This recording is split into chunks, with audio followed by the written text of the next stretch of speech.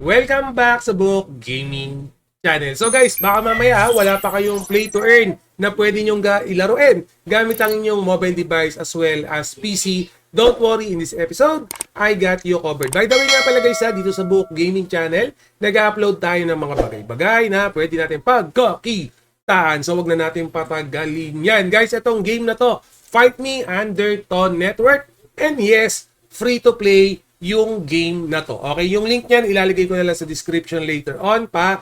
Double check na lang. So, yung pinaka concept ng game is gacha game. For example, ito.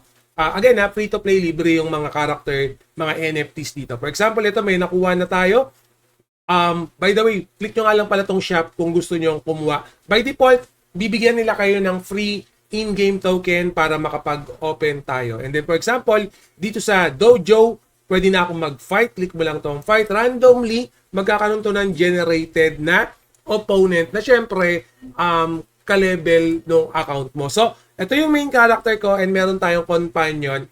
Yung nakuha ko is yung pusa. Pero again guys, iba't ibang companion, may mga kanya-kanyang skills. So, nakita nyo yung companion niya, nag-heal siya. No? So, medyo mataas na, maganda na yung evolve ng kalaban natin or nung character na kinakalaban natin. So, anyway, ganito yung pinaka-concept ng game niya. Turn-based strategy game. So, bakit strategy game book gaming? Siyempre, yung mismong character mo, pwede mo munang i-set up, ayusin, siyempre, bago mo ilaban. Again, PvP, player versus enemy, meron din. So, ibig sabihin, ito yung magiging concept. Dito tayo mag-earn ng token para dito kay Fight Me.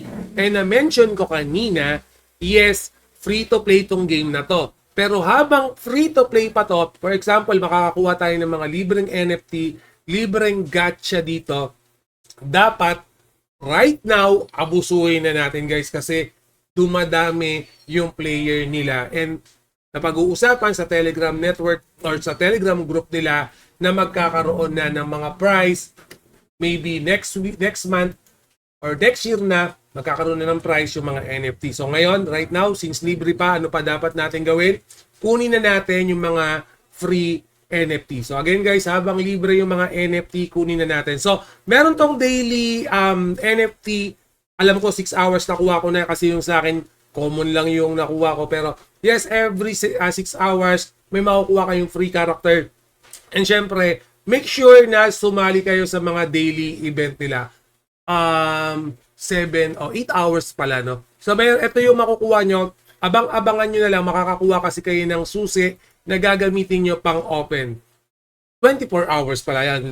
Let me correct myself. No? So, every 24 hours, makakakuha kayo ng random NFT dito. Pwedeng rare, pwedeng normal, pwedeng common. Iba't ibang NFT yung pwede nyo makuha. And yes, at this very moment, libre yan.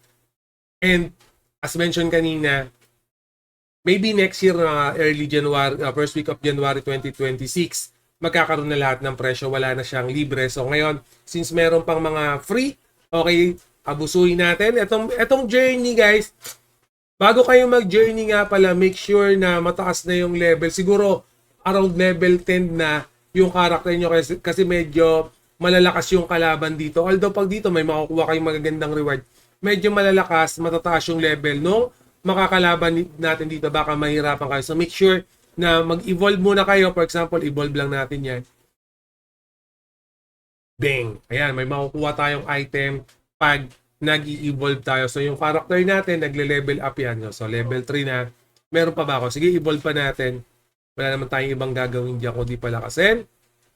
Yan, magkakaroon tayo ng mga equipment para sa character natin. So, yung evolve natin, meron pa akong isa pa nga, i-max na natin, baka may makukuha tayong item. Sa evolution nyo nga rin pala pwedeng makuha yung, ayun, may nakuha tayo. Sa evolution nyo nga pala pwedeng makuha yung companion, kasi baka mamaya pag naglaro kayo, wala kayong companion, madismaya kayo. Make sure na i-evolve nyo lang. Yan, kunin natin yung mga item. Reach account rank plus 2. So, para makakuha po ulit tayo ng panibagong pang-evolve. So, laban lang ulit natin. One more time. Medyo malakas itong makakalaban natin, no? Pero level 1. Pero ano siya uncommon yung character niya.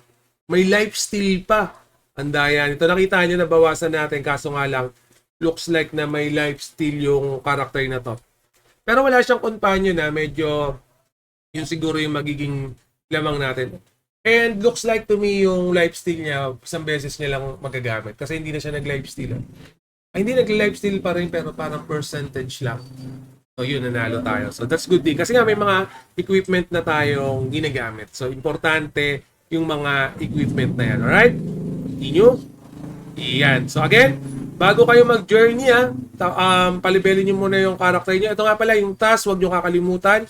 Kunin na natin itong mga nakuha natin sa task.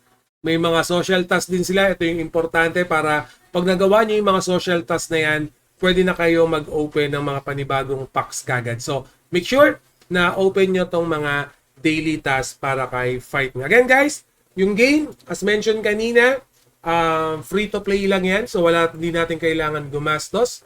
And then, play to airdrop, yung token yung kailangan natin. So, yung token na yan, magkakaroon ng value pag PGE na.